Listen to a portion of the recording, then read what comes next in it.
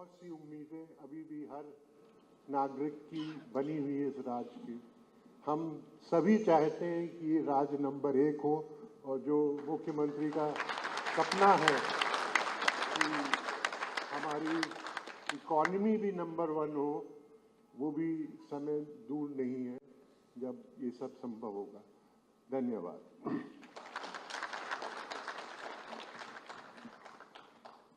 बहुत बहुत धन्यवाद सर। आपने धीरेन्द्र मोहन जी का नाम लिया और कल ही मुझे ये बताया गया कि गुप्ता परिवार में वो पहले दीक्षित पत्रकार थे और उन्होंने पत्रकारिता की उस जमाने में औपचारिक पढ़ाई की थी। इतना ही नहीं, वो फोटोग्राफी सीखने के लिए जर्मनी तक गए थे और वहाँ से वो फोटोग्राफी सीख के आए थे। उनके पुत्र तरुण गुप्त जी अभी हमारे साथ हैं, तो हम उनको भी नमन करते हैं, उनको भी अभिनंदन करते हैं। और विकास की बात कर रहे थे हमारे निदेशक महोदय, मुझे इस कार्यक्रम का संचालन करना था, फ्लाइट लेट हो गई। 10:05 पे गोरखपुर के एयरपोर्ट पर लैंड किया। मुझे लगा, मैंने अपने संपादक जी को फ़ोन किया, मदन मोहन जी को, कि कृपया आप तैयारी रखिएगा क्योंकि मुझे तो आने में बहुत समय लगेगा।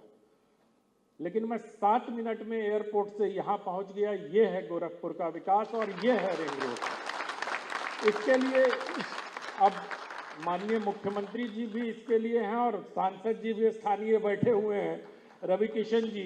तो आप दोनों को बहुत बहुत बधाई कि गोरखपुर पूरी तरह से, अगर आप 20 साल पहले के गोरखपुर को याद करें और दैनिक जागरण जिस प्रकार से 50 वर्षों से गोरखपुर की इस विकास यात्रा का न केवल सहभागी है बल्कि उसको रिकॉर्ड के तौर पर दर्ज भी कर रहा है, ये किसी समाचार पत्र की भूमिका है जिसका निर्वहन कर रहा है। और अब मैं बहुत आदर के साथ उत्तर प्रदेश के यशस्वी मुख्यमंत्री, जो जल्दी ही अपने शासनकाल के शतक माह में प्रवेश करने वाले हैं, उनसे विनम्रतापूर्वक आग्रह करता हूं कि वो आएं और अपने आशीर्वचनों से हम सबको लाभान्वित करें। मुख्यमंत्री जी।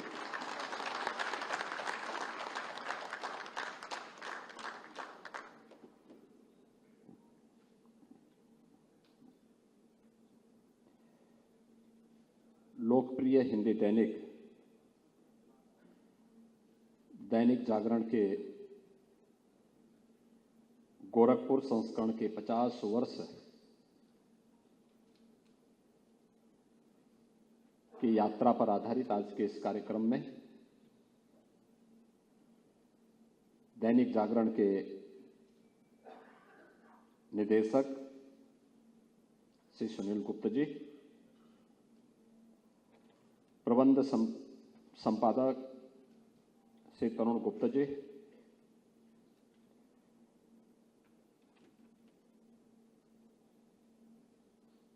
दैनिक जागरण के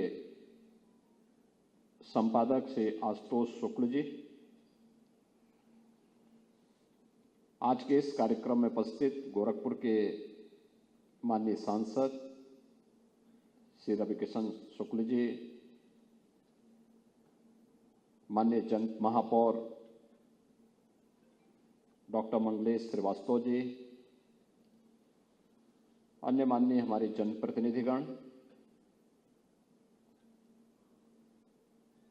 हिंदी साहित्य के जो प्रख्यात जो हमारे साहित्यकार हैं प्रोफेसर विश्वनाथ प्रसाद त्रिपाठी जी, विभिन्न विश्वविद्यालयों के हमारे कुलपतिगण, समाज के अलग अलग क्षेत्र से यहाँ पर उपस्थित सभी नेतृत्व वर्ग और उपस्थित बहनों भाइयों,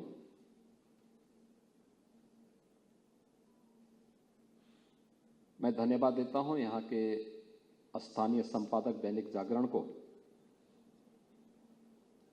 जिन्होंने मुझे आज दैनिक जागरण के इस 50 वर्ष की इस यात्रा के साथ गोरखपुर में सहभागी बनने का एक अवसर दिया है। मैं दैनिक जागरण परिवार को गोरखपुर यूनिट के 50 वर्ष की इस यात्रा के लिए हृदय से बधाई देता हूं।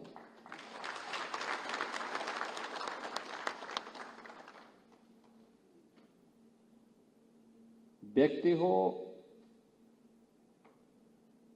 या कोई संस्थान, उसके जीवन में प्रत्येक दिन की और प्रत्येक वर्ष की अपनी भूमिका है।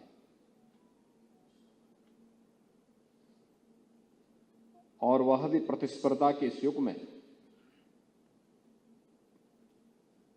हिंदी मीडिया के, प्रिंट मीडिया से जुड़े हुए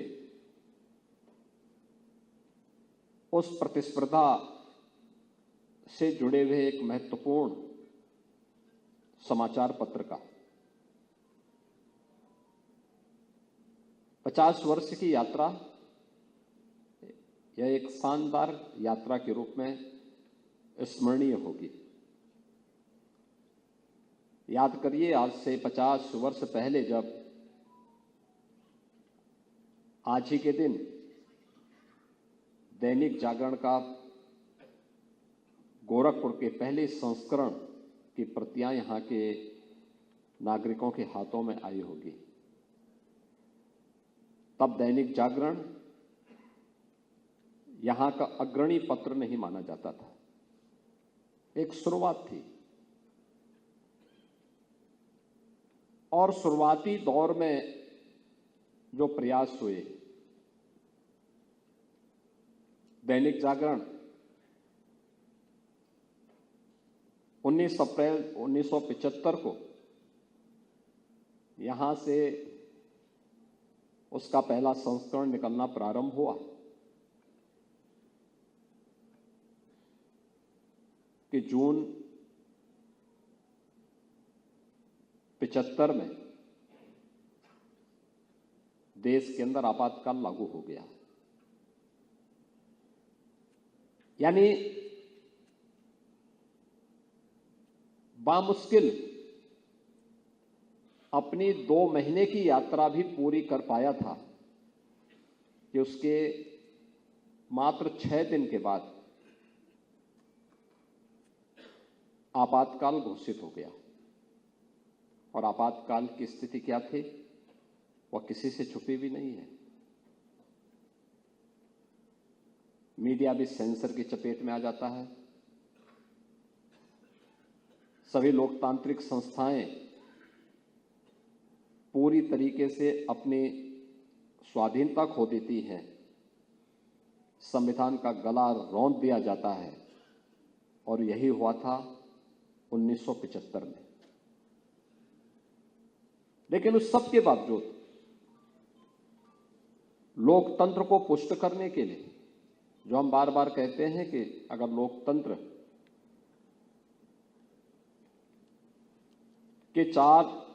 लोकतंत्र के 3 संवैधानिक संस्थानों को हम मानते हैं, विधायिका को, कार्यपालिका को और न्यायपालिका को, तो मीडिया ने अपनी सशक्त उपस्थिति के माध्यम से अपने आप को एक चतुर्थ स्तंभ के रूप में अपनी उपस्थिति स्वतःस्फूर्त भाव के साथ इस लोकतांत्रिक प्रक्रिया को मजबूत बनाने की में दर्ज कराई है। और लोकतंत्र की इसी सशक्त उपस्थिति के कारण उस समय न केवल लोकतांत्रिक प्रणाली की अन्य संस्थानों को, बल्कि मीडिया पर भी सरकार का सीधे प्रहार हुआ था। मीडिया के भी आवाज को दबाने का प्रयास हुआ था। और इसीलिए जब इमरजेंसी लागू हुई तो मीडिया ने अपने पूरे पेज को ब्लैक पेज के रूप में जनता के सामने प्रस्तुत किया, या ब्लैंक पेज के रूप में जनता के सामने प्रस्तुत किया, और अपनी एक प्रकार से इस प्रकार की घोषणा कर दी कि अघोषित रूप से कि हमारी आवाज दबाई जा रही है, लेकिन हम चुप नहीं बैठने वाले हैं। लोकतंत्र बहाली के चले उस आंदोलन के दौरान मीडिया का प्रत्यक्ष और अप्रत्यक्ष दोनों प्रकार का योगदान रहा, और उसी का परिणाम है कि आज देश के अंदर फिर से लोकतंत्र पूरी मजबूती के साथ न केवल फल फूल रहा है बल्कि दुनिया के सबसे बड़े लोकतंत्र के रूप में हम सब भारतवासी गौरवान्वित होते हैं। भारत का लोकतंत्र कई मायनों में बहुत महत्वपूर्ण है। यह महत्वपूर्ण इसलिए है क्योंकि दुनिया के अंदर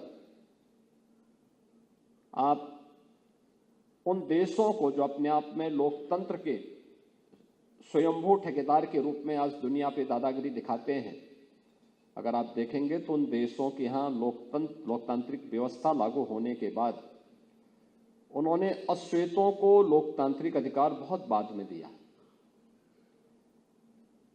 दुनिया के अंदर लोकतंत्र के प्रहरी के रूप में अपने आप को स्थापित करने वाले लोगों ने आधी आबादी को मत देने का अधिकार भारत से बाद में दिया।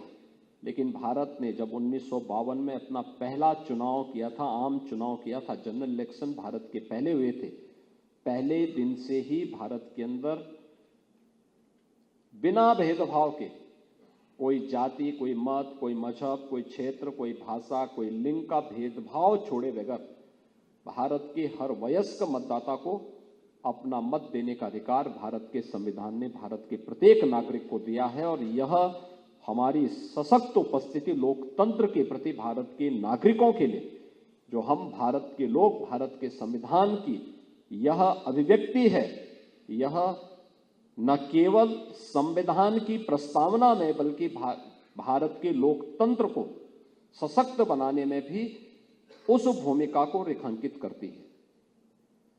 मीडिया की इस भूमिका को लगातार मीडिया ने अपनी उपस्थिति के माध्यम से प्रस्तुत किया है। आज से 50 वर्ष पहले के गोरखपुर की कल्पना करिए, क्या स्थिति रही होगी। उस समय का गोरखपुर, कनेक्टिविटी का अभाव था, पलायन था, अव्यवस्था थी, पहले से चले आ रहे उद्योग बंदी की ओर जा रहे थे,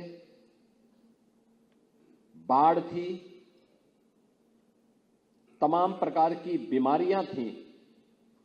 पहले मलेरिया था, मलेरिया के बाद इंसेफ्लाइटिस अपना पैर फैला रहा था।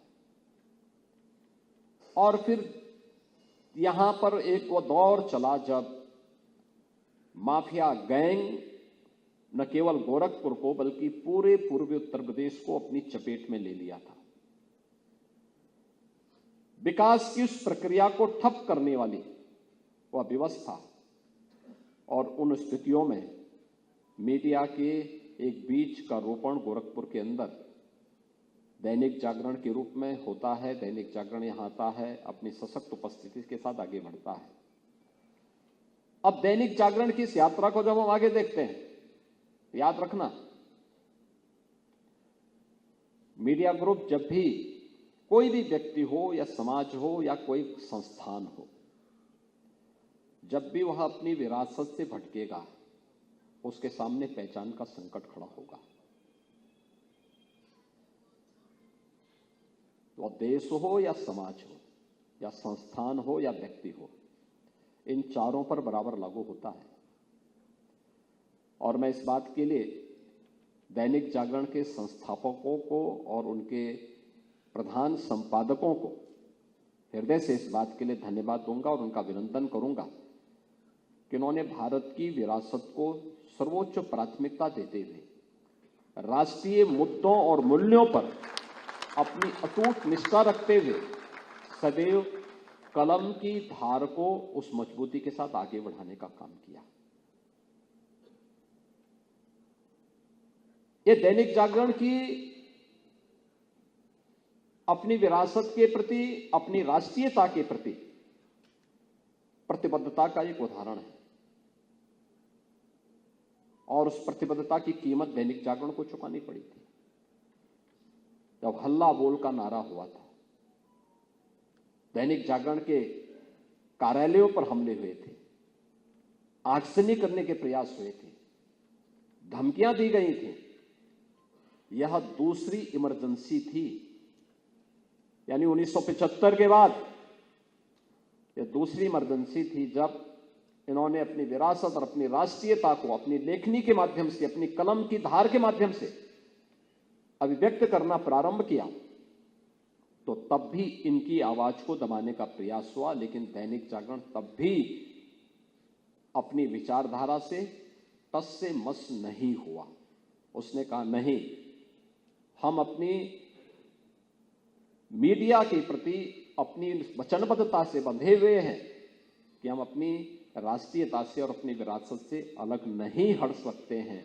और उस समय के दौर को हम लोगों ने देखा है जब स्वर्गीय नरेंद्र मोहन जी के नेतृत्व में उस अभियान को पूरी मजबूती के साथ आगे बढ़ाने का काम किया गया था।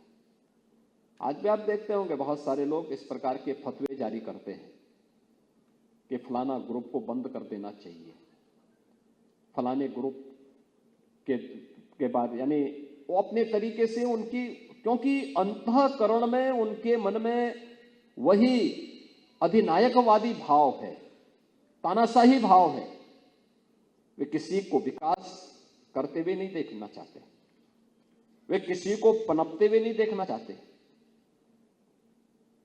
मेरा विकास हो ये उनकी प्राथमिकता हो, मेरे परिवार का विकास हो ये उनकी प्राथमिकता है, लेकिन सबका साथ और सबका विकास हो ये उनको स्वीकार्य नहीं है। और यही कारण है कि जब भी सबका साथ और सबके विकास के भाव को साथ आगे बढ़ाने का काम होगा तो उस आवाज को दबाने का काम करेंगे, धमकाने का प्रयास करेंगे, तमाम प्रकार से फतवे जारी करने के प्रयास करेंगे। और ये फतवे आज भी जारी हो रहे हैं।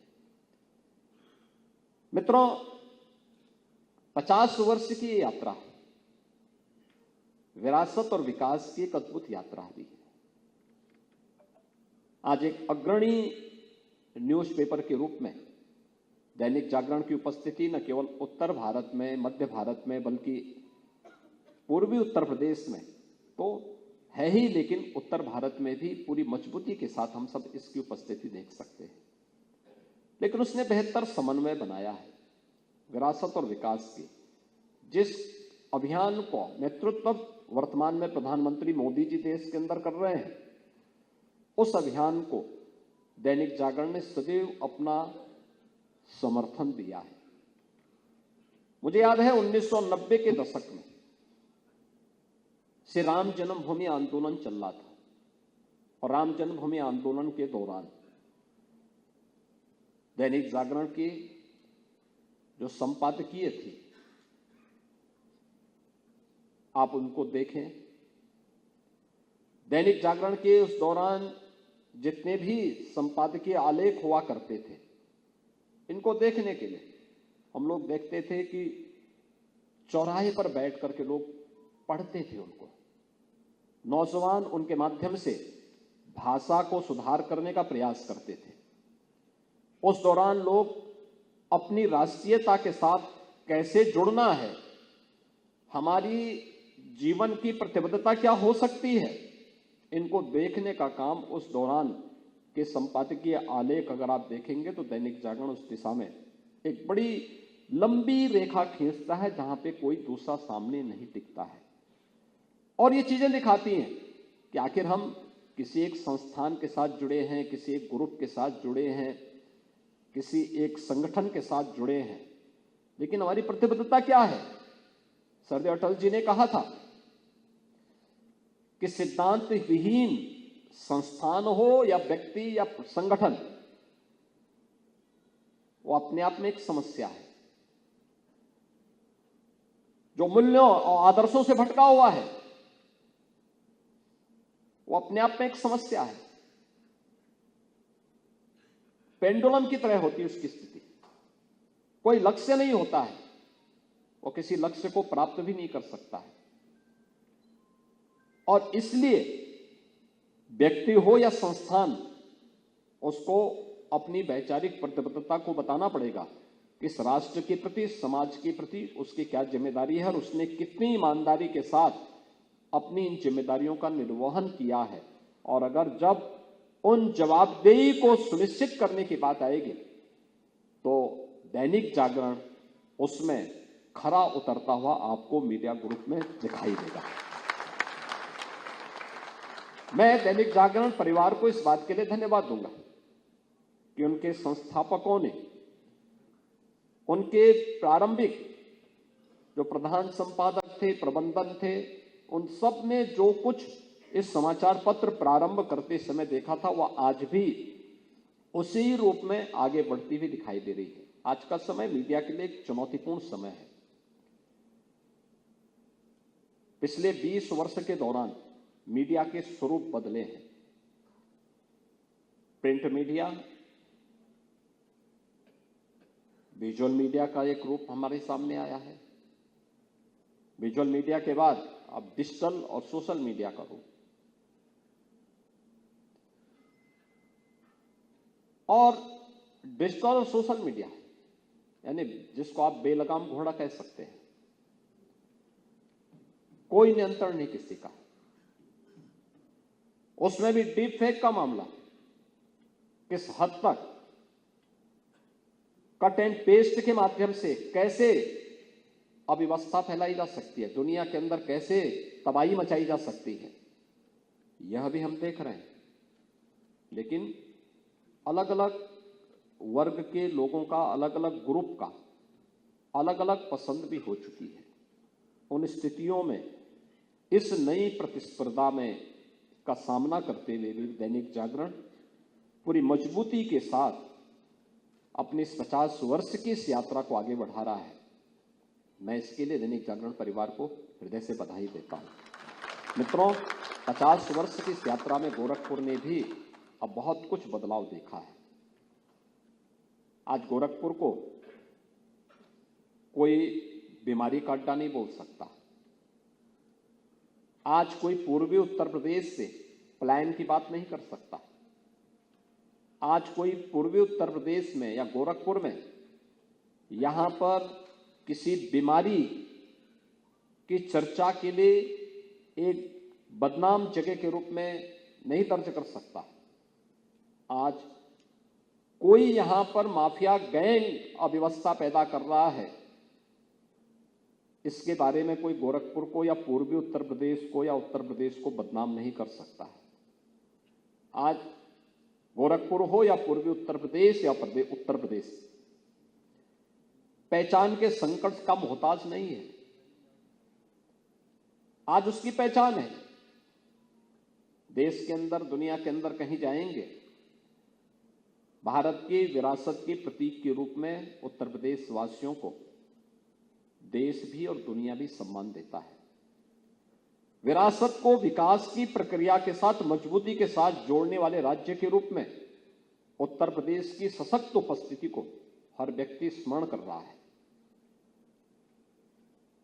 उस प्रक्रिया को आगे बढ़ाते हुए आज हम जहां पहुंचे हैं, आज हमारे सामने पहचान के संकट से हम उभरे हैं और तेजी के साथ देश की एक बड़ी अर्थव्यवस्था के रूप में उत्तर प्रदेश ने अपनी उपस्थिति दर्ज की है।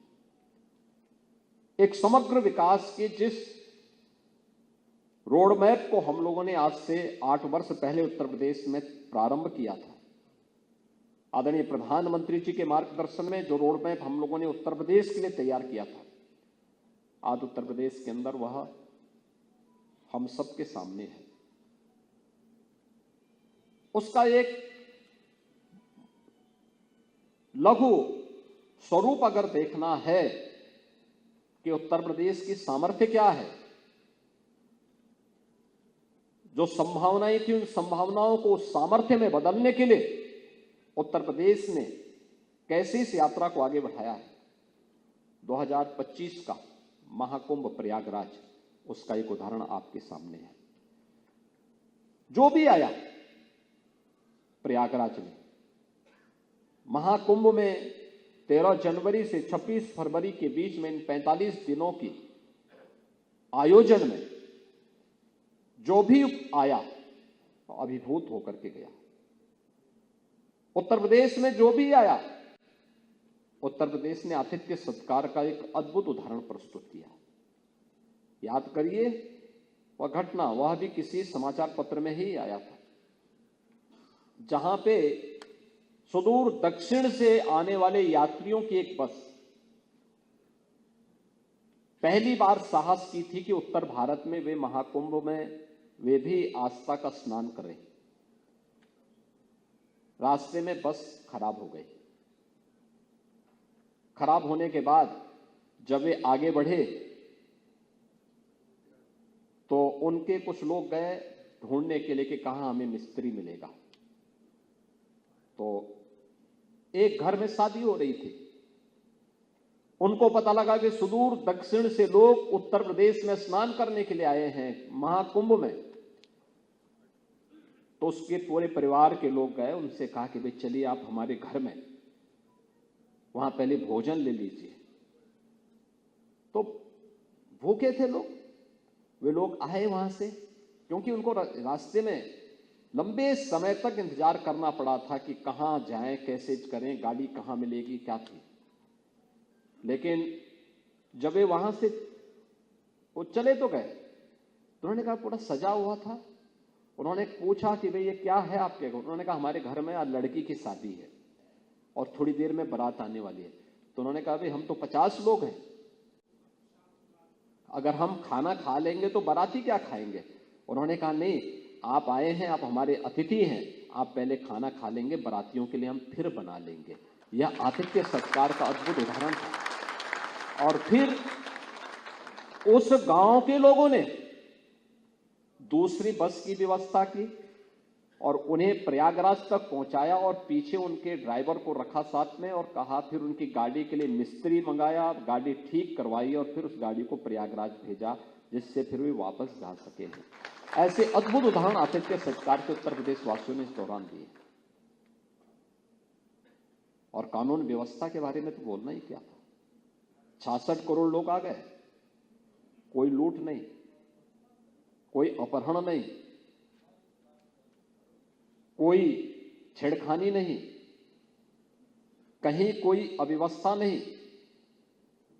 इस दौरान आपने देखा होगा कहीं कोई ऐसी घटना नहीं जिसको लेकर के उत्तर प्रदेश वासियों को कहीं सिर झुकाना पड़े। यह एक आदर्श व्यवस्था, यह तब संभव हो पाता है जब सभी लोग मिलकर के एक साथ सोचते हैं, एक साथ करते हैं, एक साथ उसके परिणाम भी उसी रूप में आते हैं। और मैं इस बात के लिए उत्तर प्रदेश वासियों को बहुत उनका आभार व्यक्त करता हूं, उनका अभिनंदन करता हूं कि विकास के बड़े बड़े प्रोजेक्ट इस दौरान हम उत्तर प्रदेश के अंदर लेके आए। आप याद करिए 2017 के पहले उत्तर प्रदेश में एक एक्सप्रेसवे था, यानी 70 वर्षों में उत्तर प्रदेश एक एक्सप्रेसवे बनाया था। आज हम लोग 6 एक्सप्रेसवे इन 8 वर्षों में बना चुके हैं।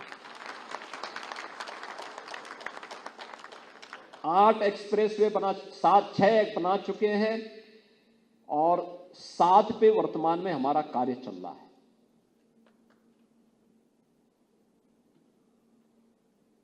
– 2017 के पहले उत्तर प्रदेश में एक सिटी में मेट्रो का संचालन हो पाया था।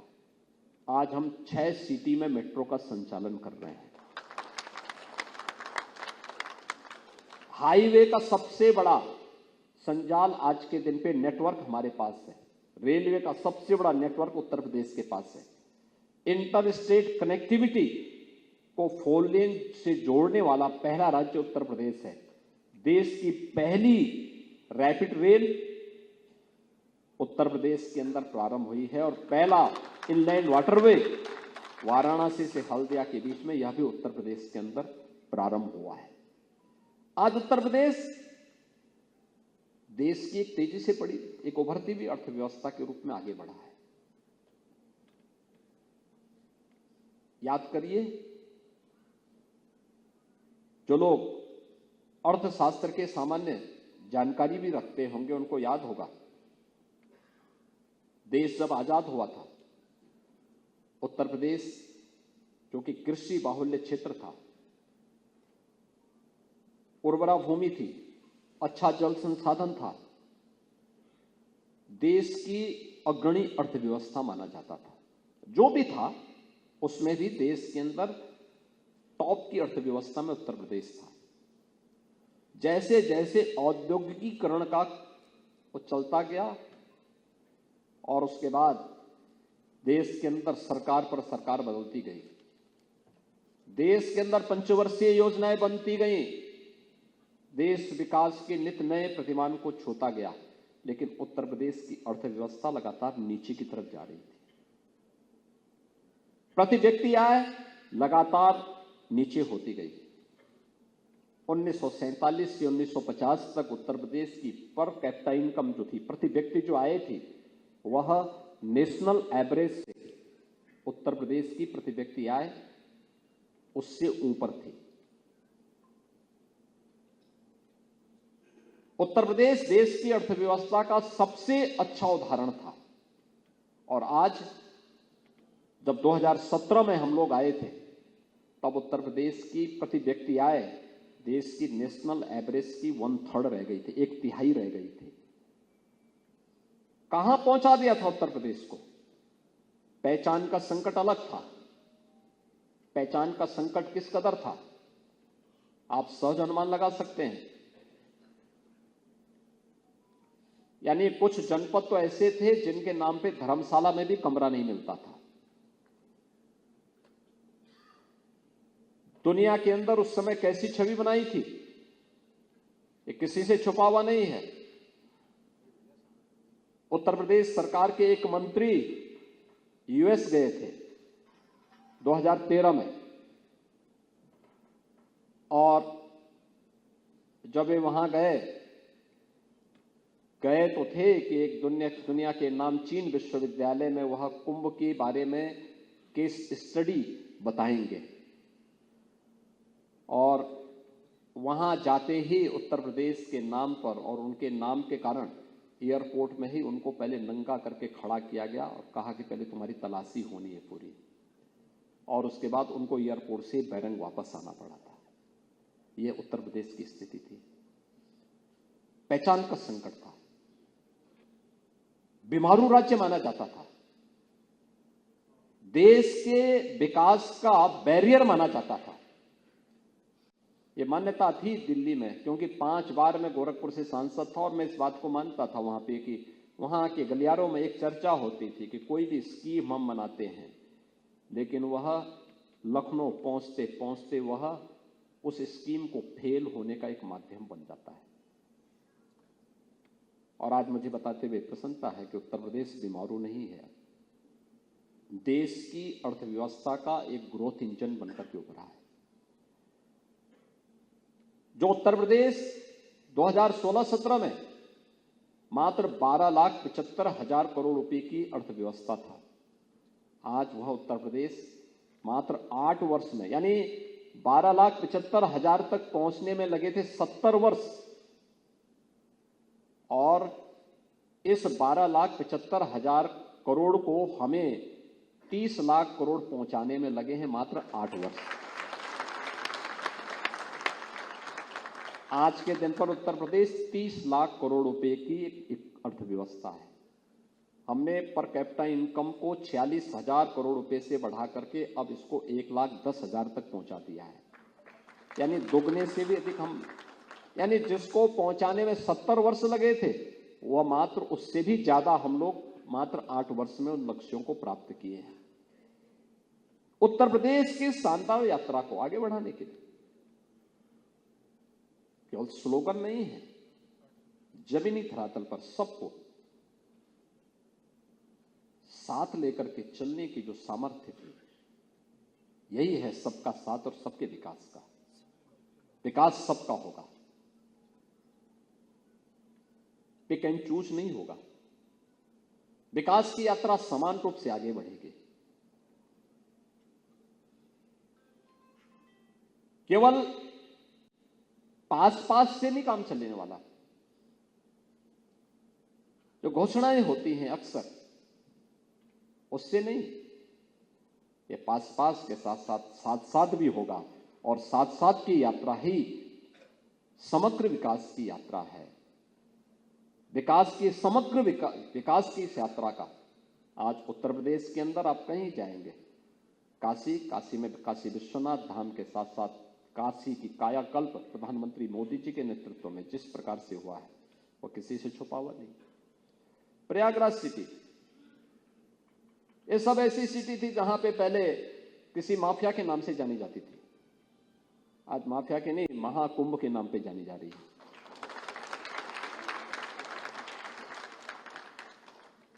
70 वर्ष की उस यात्रा में उन लोगों ने 1 डिस्ट्रिक्ट 1 माफिया दिया। हमने 8 वर्ष की इस यात्रा में 1 डिस्ट्रिक्ट 1 मेडिकल कॉलेज दिया है, 1 डिस्ट्रिक्ट 1 प्रोडक्ट भी दिया है। 8 वर्ष की इस यात्रा में उत्तर प्रदेश को उसकी पहचान फिर से बहाल करवाई है। उत्तर प्रदेश के नौजवानों के सामने पहचान का संकट न हो, इसकी पुख्ता व्यवस्था की है और ये विरासत और विकास की इस यात्रा को साथ साथ लेकर के चलने का एक परिणाम है। आज दैनिक जागरण इस पूरी यात्रा में एकदम निकट के सहयोगी के रूप में सदैव कार्य करता रहा है और गोरखपुर आप सबके सामने है। गोरखपुर अब मच्छरों से नहीं, माफियाओं से नहीं,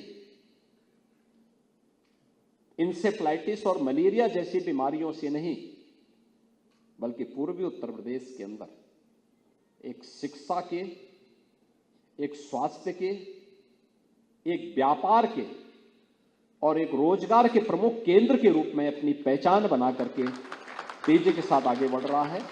और मुझे विश्वास है कि लोकतंत्र के अब ये चारों स्तंभ मिलकर के न केवल लोकतंत्र को पुष्ट करेंगे बल्कि समग्र विकास की रूपरेखा को, जो रोड मैप को जमीनी धरातल पर तेजी के साथ आगे बढ़ाने का कार्य करेंगे। जो प्रधानमंत्री मोदी जी ने देश की अर्थव्यवस्था को दुनिया की सबसे बड़ी अर्थव्यवस्था के रूप में स्थापित करने का एक लक्ष्य हम सबके सामने दिया है। आपने बदलते हुए भारत को देखा है। 70 वर्ष में भारत की यात्रा बढ़ी और मात्र 11वीं अर्थव्यवस्था भारत रह गया था और अब 11 नहीं बल्कि उत्तर प्रदेश भारत दुनिया की 5वीं अर्थव्यवस्था है और आने वाले 2 वर्ष में भारत दुनिया की 3री बड़ी अर्थव्यवस्था के रूप में अपने आप को स्थापित करेगा। लेकिन एक लक्ष्य प्रधानमंत्री मोदी जी ने हम सबके सामने रखा है 2047 का। यह देश जब अपनी आजादी का शताब्दी वर्ष मना रहा होगा, एक टारगेट है, एक लक्ष्य है हमारे लिए, उसके अनुरूप उन्होंने संकल्प देशवासियों को करवाया है और लक्ष्य सबको दिया है, एक आत्मनिर्भर एवं विकसित भारत के लिए। आत्मनिर्भर और विकसित भारत की उस संकल्पना को पूरा करने के लिए हमें कैसे लगना है, कैसे अपने कार्यक्रम को आगे बढ़ाना है, वह चुनौती प्रत्येक क्षेत्र में होगी, हर क्षेत्र में चुनौती होगी।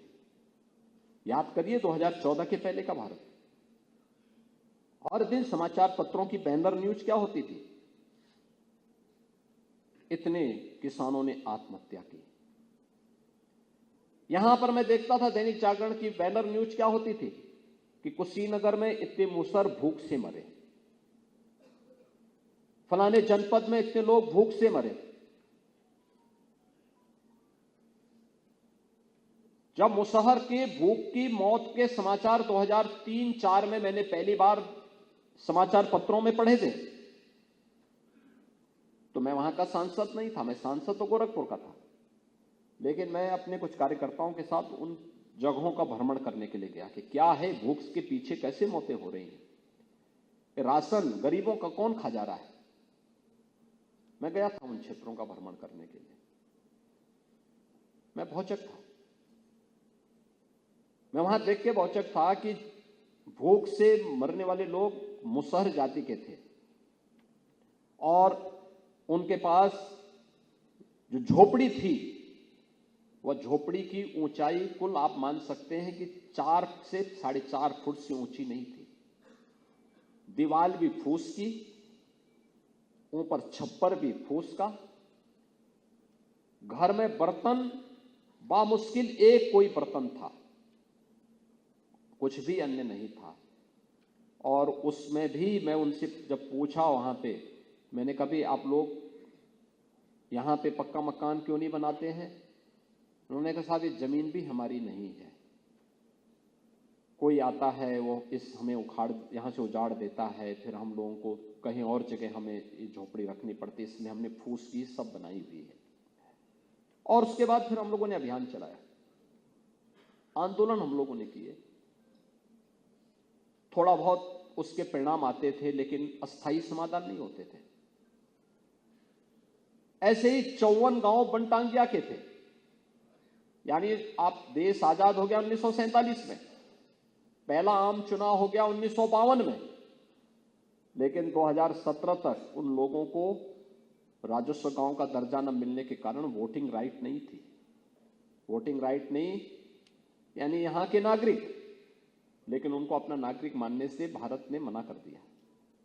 उनको वोट देने का अधिकार नहीं, उनको राशन कार्ड नहीं, उनके कोई विकास की कोई कार्य नहीं, उनके पास बिजली नहीं, उनके पास पानी नहीं, उनके पास स्कूल नहीं, उनके पास आंगनबाड़ी नहीं, कुछ भी नहीं था। और वहां संघर्ष होता था वन विभाग और उन लोगों के बीच में, पुलिस और उनके बीच में, लगातार ये चलते थे, कई लोग मारे गए। 2017 में जब हमें राज्य के अंदर आने का अवसर प्राप्त हुआ तो मैंने उनकी पूरी स्थिति का तब तक काफी अध्ययन किया था। एक साथ हमने अभियान चलाया था, जब इंसेफ्लाइटिस के खिलाफ अभियान चलाया था। इंसेफ्लाइटिस आज पूरी तरह समाप्त हो गई है। आज इंसेफ्लाइटिस से मौतें नहीं होती हैं। याद करिए, इंसेफ्लाइटिस से 1977 से लेकर के 2017 तक इन 40 वर्षों में 50,000 से अधिक मौतें पूर्वी उत्तर प्रदेश में हुई हैं। और अगले 3 वर्ष के अंदर ही 2017 से लेकर 2020 तक यानी 19 के बीच में हम लोगों ने एक इंटीग्रेटेड प्रोग्राम चलाया था इसके खिलाफ, और इंसेफ्लाइटिस पूरी तरह नियंत्रित कर दी, पूरी तरह नियंत्रित कर दी। याद करिए, इंसेफ्लाइटिस से काल कलवित होने वाले बच्चे कौन थे? ये बच्चे वही थे, अल्पसंख्यक समुदाय के थे या अनुसूचित जाति जनजाति से जुड़े हुए बच्चे थे। या वोट बैंक तो बन गया, लेकिन उन बच्चों की सुध किसी ने नहीं ली। जब डबल इंजन की सरकार आई थी तब हम लोगों ने इंसेफ्लाइटिस के खिलाफ अभियान चलाया, और आज इंसेफ्लाइटिस से कोई भय नहीं, पूरी तरह नियंत्रण में है। बल्कि एक प्रकार से उन्मूलन की घोषणा होनी बाकी है, लेकिन उन्मूलन इंसेफ्लाइटिस का हो चुका है उत्तर प्रदेश से। ऐसे ही दूसरा हमने चलाया था, मैंने कहा मुसहर, बनटांगिया, थारू जनजाति, गौड़, चेरो, कोल, सहरिया, बुक्सा, ये जितनी जातियां हैं, जनजातियां हैं, अनुसूचित जाति जनजाति हैं, इन सभी को जमीन का पट्टा दो, आवास की सुविधा दो, उनके लिए राशन कार्ड की व्यवस्था कराओ, जो पात्रता की श्रेणी में आते हैं उनको पेंशन की सुविधा दो, उनको 100% सिचुरेट करने के कार्यक्रम को हम लोगों ने अभियान चलाया था। और आज मुझे बताते हुए प्रसन्नता है, अब किसान आत्महत्या नहीं करता है, कोई गरीब भूख से नहीं मरता है। आज तो भारत के अंदर 80 करोड़ लोग और उत्तर प्रदेश में 15 करोड़ लोग फ्री में राशन की सुविधा का लाभ प्राप्त कर रहे हैं। 10 करोड़ लोगों को फ्री में 5 लाख रुपए की स्वास्थ्य बीमा का कवर मिल रहा है। किसी भी पैनल हॉस्पिटल में जाके उपचार की सुविधा ले सकते हैं। देश के अंदर 4 करोड़ लोगों को और उत्तर प्रदेश में लगभग 60 लाख लोगों को एक आवास की सुविधा प्राप्त हो गई है। करने की इच्छा शक्ति होनी चाहिए। इसलिए सरकारें अपने विकास की बात करती थी, अपने परिवार तक सीमित रहती थी। उन्होंने अपना विकास तो किया, अपने परिवार का विकास किया, लेकिन उन्होंने कभी देश के विकास को, समाज का समग्र विकास हो, इसको प्राथमिकता नहीं दी। और वही कारण था उत्तर प्रदेश पिछड़ता गया, पहचान के संकट के दौर से गुजरता गया। नौजवानों के सामने पहचान का संकट, किसानों के सामने आत्महत्या, गरीबों के सामने भूखमरी, महिलाओं के सामने असुरक्षा जैसी स्थितियां खड़ी हुई थी। व्यापारी अपने आप को असुरक्षित महसूस करता था। लेकिन आज इन सब से हम उभर करके देश के ग्रोथ इंजन के रूप में अपने आप को स्थापित कर रहे हैं। और मेरा ये मानना है कि उत्तर प्रदेश की शानदार यात्रा में दैनिक जागरण एक सशक्त उपस्थिति के साथ इस यात्रा का सहभागी रहा है। मैं इस अवसर पर इन गोरखपुर संस्करण के 50 वर्ष पूर्ण होने पर मैं गोरखपुर यूनिट को, पूरे दैनिक जागरण परिवार को, यहाँ के स्थानीय संपादक जी को भी, उनके जागरण के निदेशक सुनील गुप्ता जी को भी, प्रबंध संपादक तरुण गुप्ता जी को भी, और संपादक आशुतोष शुक्ल जी और उनकी पूरी टीम को हृदय से बधाई देता हूं और विश्वास करता हूं कि यात्रा हमारी ऐसे ही साथ साथ चलेगी। इस विश्वास के साथ मेरी मंगलमय शुभकामनाएं दैनिक जागरण परिवार के प्रति है। धन्यवाद। जय हिंद।